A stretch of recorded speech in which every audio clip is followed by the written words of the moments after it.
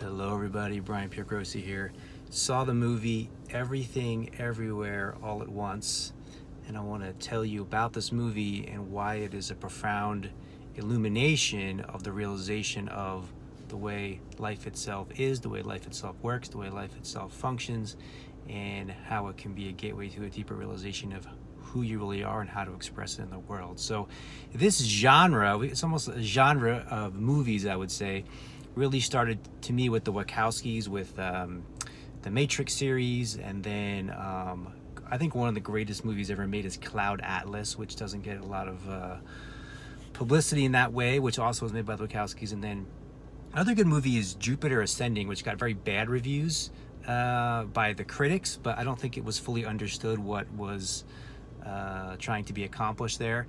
And then we have the Sense8 series, and then this movie, Everything Everywhere All at Once, I put in the same genre. Now, the thing I want to articulate most importantly is what this movie illuminates is exactly what's in the title. Everything is happening everywhere all at once. Everything is happening everywhere all at once.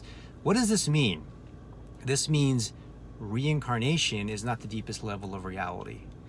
Reincarnation is linear. Reincarnation is yesterday, today, tomorrow. But the deepest realization of ourselves, the deepest realization of the universe and reality is that time is a construction of the mind. Time is not ultimately real. And this is why filmmaking is the greatest way to display this, because filmmaking itself is a construction of time, right?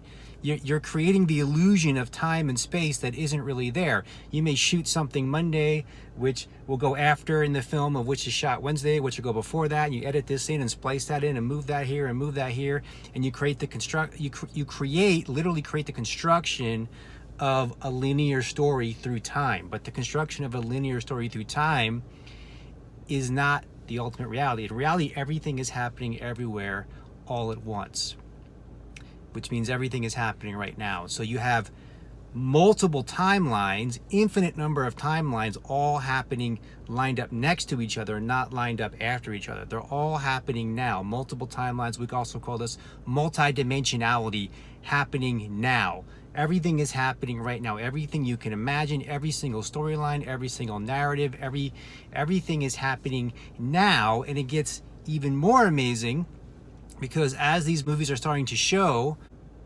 every storyline affects every other storyline. Every timeline affects every other timeline throughout the entire universe. Every dimension affects every other dimension throughout the entire universe. Everything affects everything, always and forever, in this moment right now. So what I'm communicating to you, what I'm expressing to you right now, is affecting the entire universe, every dimension, every timeline throughout the entirety of the infinite universe, right?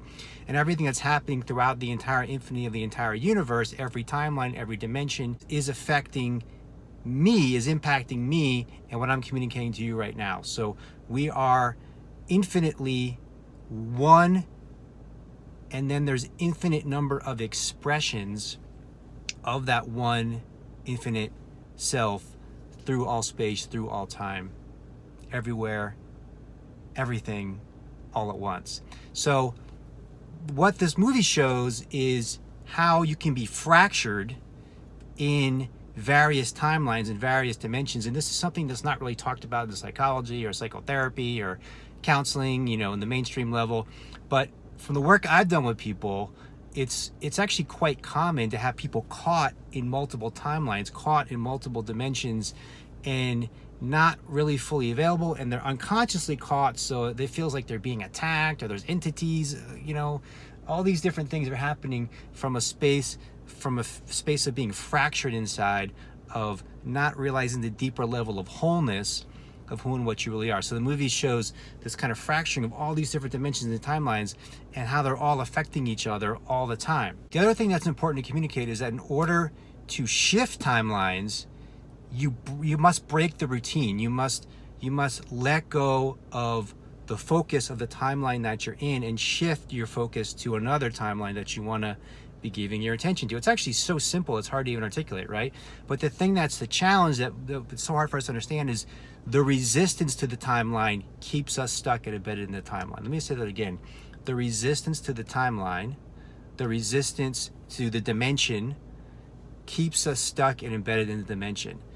And Jesus talked about this, Buddha talked about this. So many great awakened teachers and spiritual beings throughout history have made this point in different ways.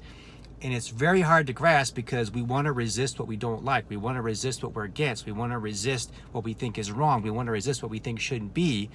And the resistance keeps that what should not be existing. The resistance keeps that which we don't like existing. At least it keeps it existing for us.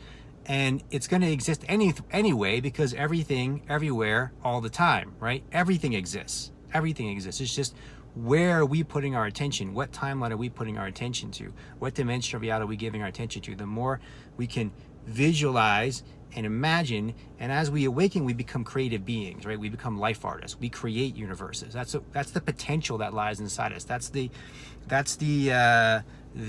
spark that lies inside us. We have the potential to create universes, to become one with God, one with Source, one with the Creator, and create universes, right? But the way to do that is to be able to use the power of our imagination, use the power of our mind creatively and constructively, not reactively and destructively and unconsciously. Consciously and creatively use the power of our mind, the power of imagination, and maintain that focus and not have our energy siphoned in worry, doubt, fear, anxiety, right? Not have our energy disempowered in these energies that siphon off and take our attention away from what we want and focus on what we don't want and start to create a life, a world we don't want to create, instead of using it to create a life and world we do want to create, right?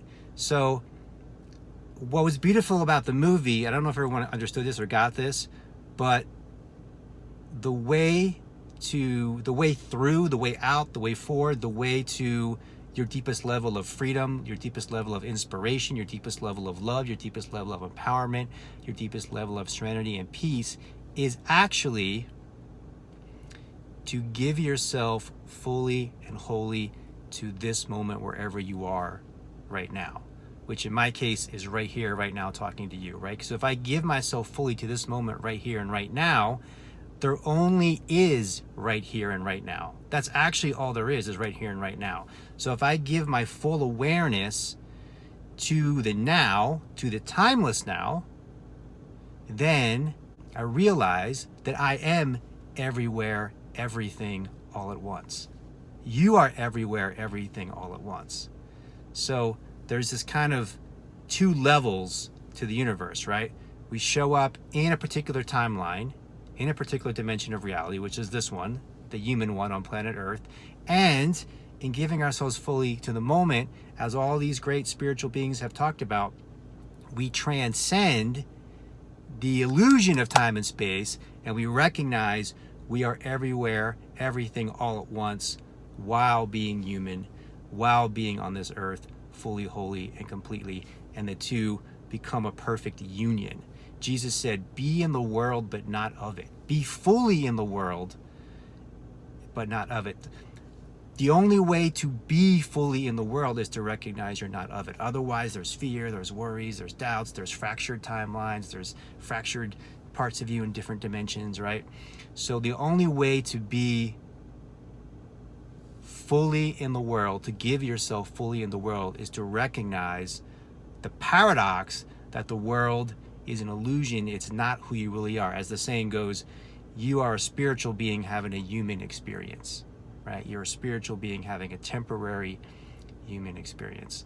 So I found the movie, as my friend Ash says, it's like a satsang, right? It's like a way to recognize, if you follow it through and stay with it, it's a way to recognize, just like meditation, just like breath work, just like various spiritual practices that people do. It's a way to recognize who and what you really are, and a way to recognize the nature of reality and the potential that lies inside us to construct and create reality, to construct and create time and space as an expression of divinity, as a sacred expression, as a sacred purpose of expressing creatively the one and only divine infinite self.